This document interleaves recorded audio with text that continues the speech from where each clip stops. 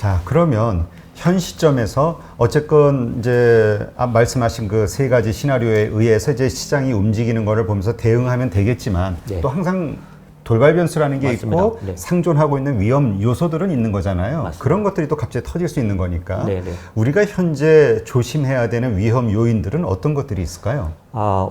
우선은 말씀드린 그 세 가지 시나리오마다 위험 변수들이 있을 것 같습니다. 특별히 첫 번째 리플레이션을 설명드렸을 때 이거는 저희가 모두가 바라는 사실의 모습입니다.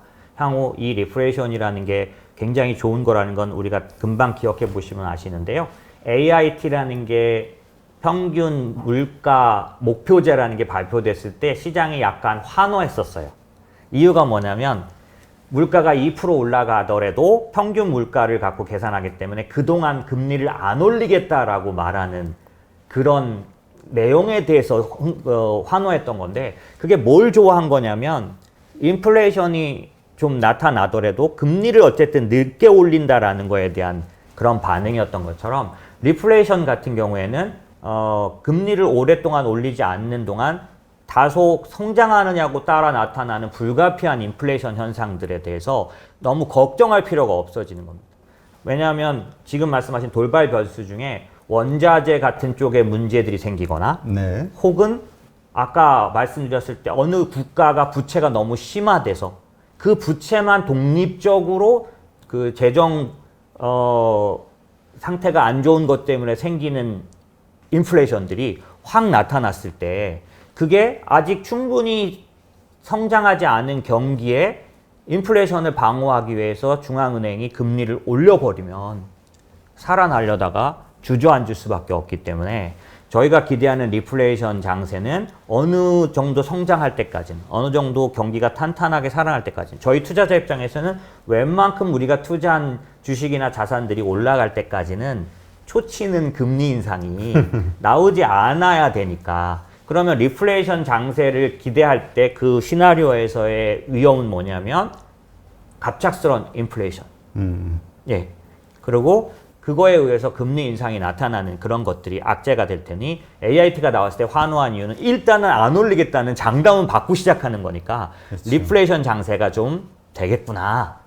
이렇게 많이 기대했던 거라고 볼 수 있거든요. 네. 그런 면에서 리플레이션 장세에서는 인플레이션이 갑자기 나타나거나 그런 모습들이 돌발 변수라고 볼 수 있겠고요. 조금 전에 말씀드린 디플레이션 만약에 그런 모습이 나타난다고 하면 사실 디플레이션 자체가 우리가 대비해야 될 위험인데 이건 바라는 케이스는 아닌 거죠. 그런데 조금 전에 말씀드린 것처럼 만약에 바이든이 당선되고 공화당이 상원을 장악해서 재정 정책을 자꾸 지연시켜 버려서 투입돼야 될 자금이 너무 늦게 투입되는 결과가 와서 결국 경기가 못 살아나게 되면 이 상황이 디플레이션인 거죠. 돈까지 다 투입하고도 못 살아나면 스태그플레이션이지만 재정 정책을 소진을 했는데 결국 국가 부채는 많아졌는데 인플레이션은 확 나타났는데 경기를 못 살렸으면 스태그플레이션이지만은 지금처럼 재정 정책이 지연되는 바람에 만약에 경기를 제때 살리지 못하면 이때는 과거와 같이 전형적인 디플레이션 장세로 들어가기 때문에 지금 저희가 아무리 유동성을 보고 많은 투자들이 이루어졌다고 할지라도 이 전제는 사실 여러분 이번에 FMC 때 제롬 파월이 발표한 GDP 성장률, 실업률 이런 거에는 크게 관심이 없고 유동성 정책에만 굉장히 많이 보셨겠지만 사실은 저희는 지금 투자를 하면서 계속 1년, 2년 체크해야 될 건 뭐냐면 계속 경기는 좋아지고 있느냐. 이게 안 따라준다고 하면은 군데군데 하락 국면이 들어갈 수 있는. 그 뭐냐면 방향은 맞아도 속도에 문제가 있다거나 거꾸로 방향이 뒤바뀌어서 하락으로 가고 있다거나 이러면 시장은 다시 조정에 들어갈 수 있으니 그 부분은 기본적으로 챙겨야 되는 부분인 거고 거기에 추가적인 유동성은 우리가 더 투자를 할 만한 유동성은 얼마나 있느냐 이런 부분들을 따지게 되는 거라서 지금 말씀드린 디플레이션이란 그 장세 시나리오에 우리가 대비해야 될 위험은 말씀드린 것처럼 경기를 살리지 못한 상황이 들어갔을 때 우리가 그거에 대해서 어떻게 투자를 할 것이냐라는 거고요. 마지막 스태그플레이션 때는 말씀드린 것처럼 재정 정책까지 다 소진을 했는데도 불구하고 경기는 살려내지 못했기 때문에 나타나는 물가는 높아지고 경기는 살지 못하는 이런 때가 되면 이때는 사실은 상당히 어려워진다. 왜냐하면 디플레이션은 조금 전에 말씀드린 가운데 디플레이션은 아까 말한 디플레이션은 긍정적이니까 주식시장이나 모든 시장이 좋겠지만 중간에 있는 디플레이션은 상당 부분 위기이긴 하나 연준에게는 아주 익숙한 환경입니다. 지난 10년간 디플레이션 극복자로서 디플레이션을 이제 극복하는 어떤 그런 양적 완화 정책들을 해왔기 때문에 어찌 보면 이 문제는 뭐 너무너무 난감하고 그런 문제는 아닌데 마지막 스태그플레이션 이 문제는 재정 정책까지 소진됐는데 살리지는 못한 상황은 사실 주식과 이 모든 것들에 굉장히 큰 영향을 줄 거라서 사실 좀 뚜렷한 위험 관리라고 하면 이쪽에 대한 부분을 좀 체크해야 된다라고 볼 수 있습니다. 네. 근데 사실 그 전통 그 경제론에 좀 비중을 두고 있는 분들의 이야기를 들어보면 네. 인플레이션 어차피 지금 그 2% 이제 맞겠다라고 얘기한 그 자체를 네. 앞으로 인플레이션이 발생할 수밖에 없는 상황이 될 것에 대비해서 미리 힘을 빼놓는 거다. 시장의 어떤 불안감을 빼놓는 거다. 이런 의견도 있거든요. 맞습니다. 정확하십니다. 그리고 거기에 더해서 무서운 거는 사실 2% 가는 게 문제가 아니라 2%까지 갔을 때 여기까지 힘들게 가더라도 그 기대 심리, 그러니까 기대 인플레이션 때문에 이걸 넘어서는 순간 급속도로 맞습니다. 올라가고 그거를 연준이 그 단계에서 막기는 정말 힘들다. 관리가 어려운 분명히 틀림없이 있습니다. 그거에 대한 위험성을 얘기하는 분들도 있거든요. 맞습니다. 그래서 지금 시장은 제가 시나리오라고 말씀드린 게 사실 시장의 컨센서스는 제가 이렇게 찾아보니까 지금 한국의 증권사 하우스들의 인플레이션, 디플레이션에 대한 의견을 보니까 한 7대 3 정도로 7 정도, 70% 정도는 무슨 말이냐. 지금까지 10년 동안 그렇게 돈을 풀었는데 인플레이션 없었다. 오히려 우리는 디플레이션 걱정해야 된다.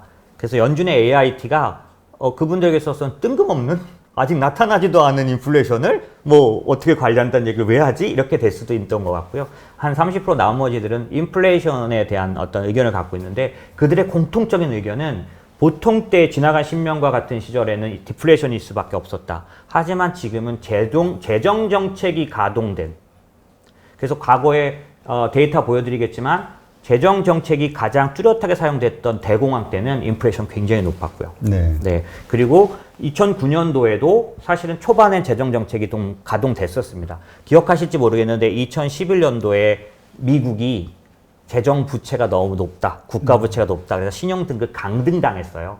그리고 2011년에 유럽 위기, 그게 재정 위기였었습니다. 재정 부채죠. 국가 부채요. 이 두 개를 겪으면서 재정 정책이 긴축으로 다 돌아서 버린 겁니다. 그게 2012년도부터는 지금 우리가 경험한 19년도까지는 재정은 어땠냐? 우리가 말하는 재정 정책을 쓴 게 아니라 반대로 긴축적이었습니다.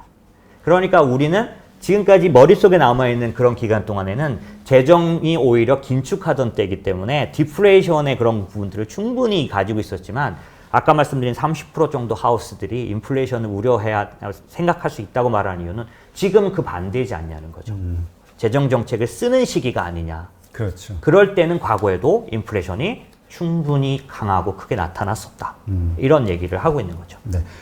거기에는 이런 불안감이 있는 것 같아요. 뭐냐면 그 2008년 그 금융위기, 그 다음에 또 말씀하신 대로 유럽의 어떤 재정위기 이런 것들을 겪으면서 주요 선진국들의 체력이 엄청 약해진 거 아니냐. 그러니까 부채 비율이, 국가 부채 비율이 맞습니다. 높아졌잖아요. 맞습니다. 그러니까 이게 더 빚을 끌어다가 막 재정을 투입하기에는 너무나 위험 부담이 있고 또 그런 차원에서 연준이 아무리 2023년까지 뭐 22년까지 뭐 금리 인상하지 않겠다라고 말했지만 막상 위험한 상황이 되면 이러저러한 이유로 언제든지 금리 인상할 수 있는 거 아니냐 이런 불안감이 있는 거거든요. 정확하신 말씀입니다. 제가 생각하기에는 연준이 이번에 AIT라는 거를 본인의 아주 메인 제도로까지 끌고 들어온 이유는 시장으로 하여금 말씀하신 그런 우려를 갖지 않도록 제도적으로 약속한 거죠. 그러니까 사실 이번에 연준에서 AIT 제도에 대해서 자세히 설명하지 않았습니다. 평균이라는 거에 대한 공식을 알려주지 않았어요. 그러니까 그거 알면은 다 계산할 수 있는데. 네네. 그래서 그 부분에 대해서 시장에서는 이렇게 말합니다. 이게 이제 두 가지 델파이 신탁 방식이라는 방식이 있고요. 오디세이적인 약속이 있는데 예전에 신화에서 나오는 것처럼 그 사이렌 그 뭐라 그럴까요? 그 유혹에 빠지지 않게 해서 몸을 묶지 않습니까? 이런 것처럼 연준이 아예 구체적으로 본인이 묶이더라도 정확하게 말할 수 있는 방법이 있고 델파이처럼 전체적으로 그냥 말할 수 있는 방식이 있는데 이번에는 그런 방식을 쓰긴 했지만 사실은 AIT 제도를 연준의 중앙은행 주요 제도로 갖고 들어온 것 자체는 이미 자기 몸을 속박한 거다. 왜냐하면 어떤 방식이 되더라도 올리지 않겠다고 약속한 그 지점에 관해서는 분명하다라는 거고 물론 이제 조금 더 부정적으로 보려면 그래도 그 규칙을 안 말해줬으니 지 맘대로 규칙을 바꿔서 야 이제 빨리 됐어 이렇게 말해버리면 어떡하냐 이렇게 생각할 수도 있는데 사실은 앞에 부분 말씀드린 것처럼 연준이 오랫동안 10년 동안 내린 결론들에 의해서 재정 정책이 반드시 필요하다라고 하는 이런 시점들은 저희는 뭘 보고 있냐면 페드는 외부에다가 돈을 주고 많이 연구를 진행합니다. 그래서 요번에도 그 AIT를 내기 전에 논문들을 쫙 발표했어요. 이거는 그 페드 홈페이지에 가면 다 올라와 있습니다. 거기에 보면 이 AIT 제도에 대한 어떤 논문들이 쭉 다 올라와 있는데 그 연준의 의견은 뭐냐면 기본적으로는 과거의 통화 정책에 대한 어떤 아쉬움, 실패라고 말을 할 수는 없지만 그런 부분들이 충분히 반영된 채로 이번에 결과적으로 얘기를 한 거고 거기다가 이번에 말했던 것 중에 사실은 뭐 그 고용 얘기를 꺼냈는데 오늘 얘기하고는 크게 상관없는 그 고용 얘기가 왜 연준이 지금 이게 거의 자기 몸을 속박한 것 같다고 저는 생각하냐면 연준은 필립스 곡선이라는 거에 엄청 매여 있던 조직입니다. 저는 이제 뭐 지금 이런 위기를 여러 번, 한 3-4번 겪었는데 2009년도부터 지금까지 사실은 저는 직업이 이렇다 보니까 연준의 발표에 대해서 거의 기억하고 있어요. 왜냐하면 저는 어떻게 믿는 사람이냐면 시장은 연준이 이끌어간다고 믿는 사람입니다. 물론 한국은 중앙은행이 따로 있지만은 연준의 정책, 그러니까 지금까지 10년 동안 제가 주식시장에서 금융시장에서 성공적인 결과를 냈다면 그 이유는 통화정책의 방향에 대해서 늘 고민했다. 연준이 말하는 그 입을 늘 지켜보고 그들의 말을 믿고 그들이 뭘 원하는지에 대해서 따라 움직였다라고 할 수 있는데 저로서는 오늘 이런 설명을 드릴 때 이제는 재정정책으로 봐야 한다고 말하는 건 지나간 오랜 동안에 제가 귀중하게 생각했던 어떤 방법을 바꿔야 된다라는 얘기고 지금 얘기를 거꾸로 돌아가서 제가 지켜본 2009년, 10년, 11년, 12년 바로 직전 19년도까지도 옐런 때도 마찬가지 제롬 파월이 처음 들어와서도 어떤 문구에서도 필립스 곡선 얘기는 늘 빠지지 않고 필립스 곡선이 뭐냐면 실업률이 내려가면 인플레이션이 나타난다라는 거죠. 그러니까 결국엔 연준은 실업률이 완전 고용 실업률이 갈 때 계속 금리를 올릴 준비를 했습니다. 왜?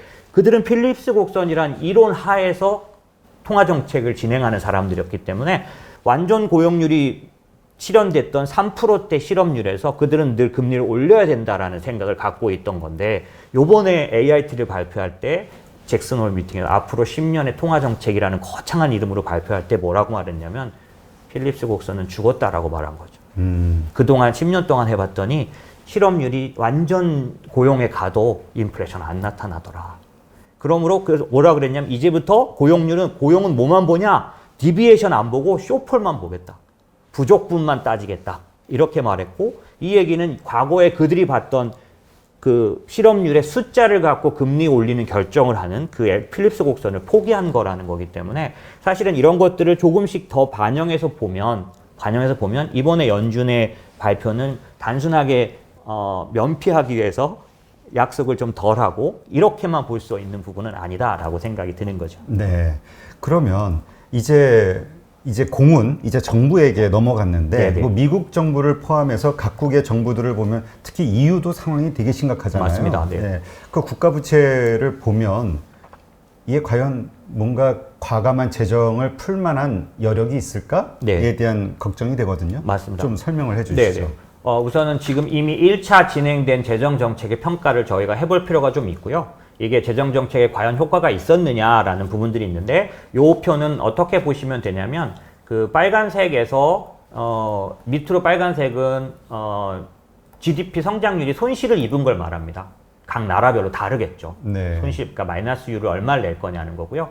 그 다음에 까만 선을 긋은 건 뭐냐면 그 재정 정책이나 이런 걸 통해서 그 손실을 줄인 거, 그러니까 효과를 나타낸 겁니다. 그래서 원래는 저런 어떤 데미지를 입었지만 마이너스를 줄여놓은 폭을 말하고요. 위에 파란색은 그거를 하기 위해서 쓴 재정 정책 양을 말합니다. 그러니까 국가가 투입한 돈들을 말하는 거죠. 네. 그게 나라마다 저렇게 다양하고, 그런데 이제 보시면은 까만 선이 아주 파란 선에 가깝고 거의 중앙선에 가까우면서 오히려 올라오기까지 한 나라. 맨 끝에 차이나를 보실까요? 네. 저기는 어떤 거냐면 돈을 풀어서 이 코로나로 인한 쇼크 부분을 오히려 극복해내서 플러스로 돌아섰어요. 네. 향후에 경제 GDP 성장률이 플러스 나올 걸로 예상되는 거죠. 까만 점이 위에 올라가 있지 않습니까? 까만 선이. 네. 그런가 하면 호주도 그렇고 한국도 사실 조금 위쪽에 있습니다. 네. 그런가 하면 미국 같은 경우는 아주 효과적인 결과를 나타내서 마이너스, GDP 성장률 마이너스를 극히 좁혀놓은 요번에 연준의 발표처럼, 그런가 하면 다른 쪽, 오른쪽들을 보시면 그 손실도 워낙 컸고, 그 다음에 앞으로 예상되는 GDP 성장률도 꽤 큰 마이너스를 가져왔고, 그런 나라들의 대부분은 재정 정책에 투입된 돈이 많지가 않습니다. 네. 그래서 지금은 사실상 시기적으로는 재정 정책을 쓰는 것들이 일반적인 것 같지만 저희는 한국을 보지 않습니까? 제일 가깝게 있으니까. 그러나 한국 같은 나라가 많지가 않은 겁니다. 오히려 사실 한국은 쓴 양이 많은 정도에서 그렇게 높은 건 아니지만 효과는 상당히 있었던 쪽들에 들어가고요. 그런 면에서 이 제도를 평가해 봐서 제일 크게 이제 뚜렷하게 보일 수 있는 게 오른쪽 아래에 보시면 유로존하고 미국을 이제 비교해 봤을 때 네. 보시면 왼쪽에 미국 같은 경우는 아예 이 소득 보존을 해줘가지고 파란 선으로 아예 플러스가 났지 않습니까? 네. 수입이 그러네요. 아예 플러스가 났습니다. 그런데 유로존 같은 경우는 얼마 못 복구시킨 거죠. 재정 투입을 돈을 했지만. 풀어도. 네네. 그래서 아직도 그 각각의 사람들에게 필요한 돈은 마이너스 상태입니다. 저 빨간 그래프의 의미가 뭐라고 그러셨죠?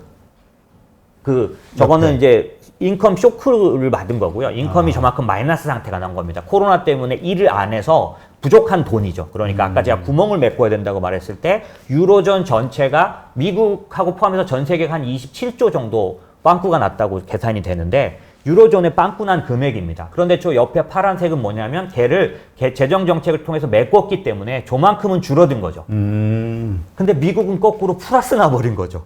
그러네요. 네, 파란 부분이 부족분이에요. 결과적인 부족분인데 저만큼 부족하게는 메꿨는데 미국은 아예 메꾸다 못해 넘쳐나게 만든 거죠. 그러니 저게 미국의 지금 쓴 재정 금액으로 말하면 이를테면 통화정책에서 쓴 돈도 굉장히 연준의 대차제보다 엄청 크지만 재정정책 마이너스율도 지금 20%에 육박하니까요.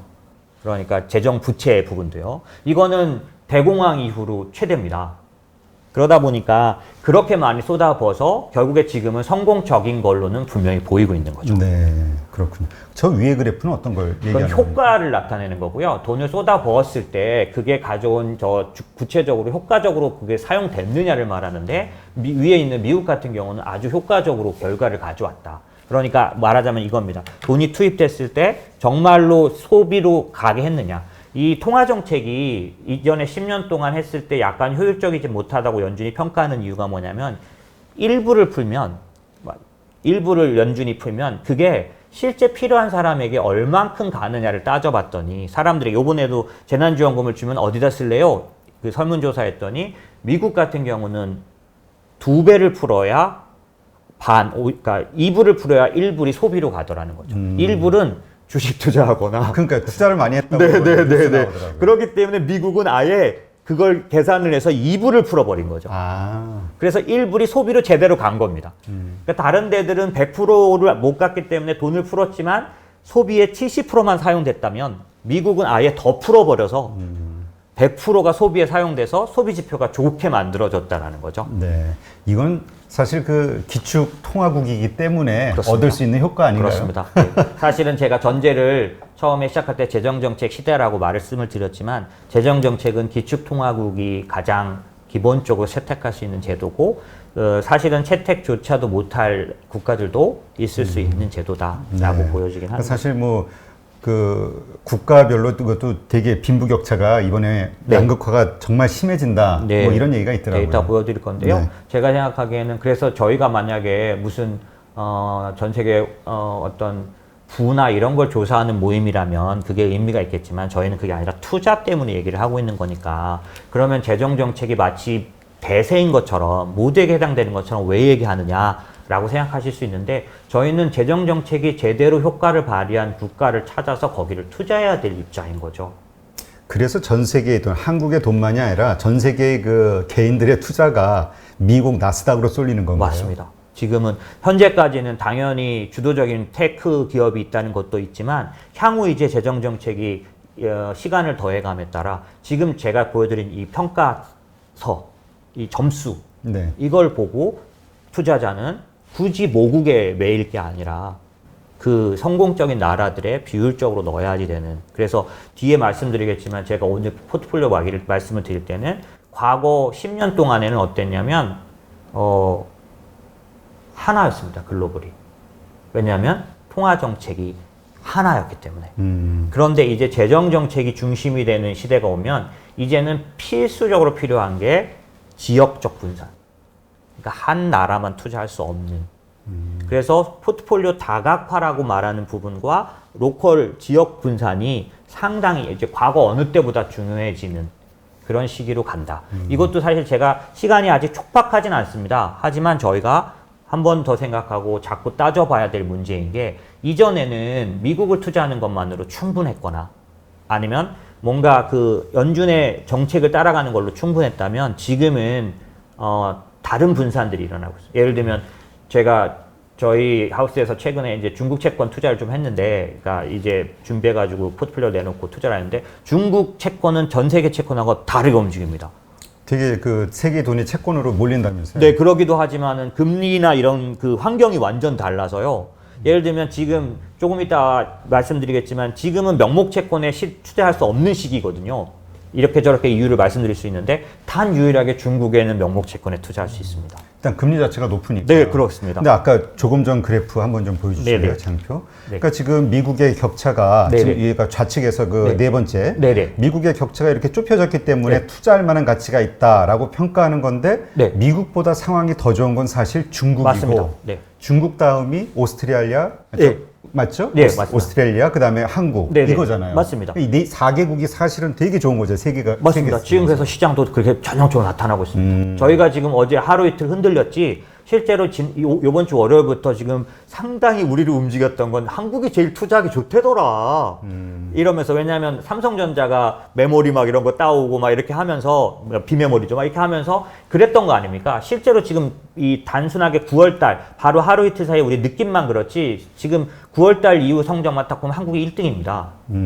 지금 하루 이틀 내려온 게 있어서 그렇지. 그래서 우리 주식시장이 견조하게 움직이는 그 이유를 단지 우리 개인들의 어떤 그것만으로 매수세라고 봐서는? 봤는데 네네네. 사실은 그 이면에는 이러한 어떤 실질적인 실물경제 데이터가 그 환경이 뒷받침이 될 수도 있는 거라고 봐야겠네요. 맞습니다. 여기서 저희가 주의해야 될 게 저희는 본국이니까 어떤 게 맞냐면 정부가 발표하는 경제 데이터를 뭐라고 해야 되나 자뻑처럼 이렇게 볼 수 있는 거는 맞습니다. 또 그리고 정부가 뭐 언제나 뭐랄까 페어한 발표만 하진 않을 수도 있는데요.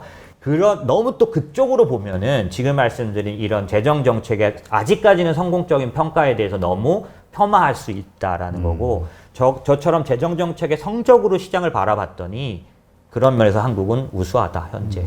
근데 지금 그 또 다른 그 중요한 포인트가 중국은 지금 사실 세계에서 가장 좋은 상황이잖아요. 그래서 맞습니다. 이제까지 미국에 주로 투자하시다가 이번에 중국 채권에 투자를 하셨다는 맞습니다. 거고요. 이 네. 데이터를 보고. 네네. 그럼 일단 첫 번째, 이 데이터는 이 그래프는 어디에서 나온 데이터입니까? 이거는 그 브리지워터스라는 그 레이달리오의 레이달리오. 네, 근데 그 혹시 이제 말씀을 제가 드리면 그 하우스를 신뢰하는 게 아니라 제가 레이달리오의 어제 오늘은 레이달리오의 피오 알파가 18% 마이너스 났다 그래서 지금 들썩들썩합니다. 근데 좀 그렇게 마이너스 내는데 말을 왜 믿어? 뭐 이러실 수도 있는데 전 오래전부터 브리지워터스 레이달리오의 하우스 의견을 존중하는 이유가 뭐냐면 다른 게 아니라 이들은 전부 빅데이터로 합니다. 과거에 제가 존중하는 수많은 구루들이 있어요. 그 투자에 있어서. 그분들은 정말로 그 어느 분야에 대해서 좋은 인사이트를 주십니다. 그런데 문제는 뭐냐면 워렌 버핏처럼 세상이 바뀐 건 어쩔 수가 없습니다.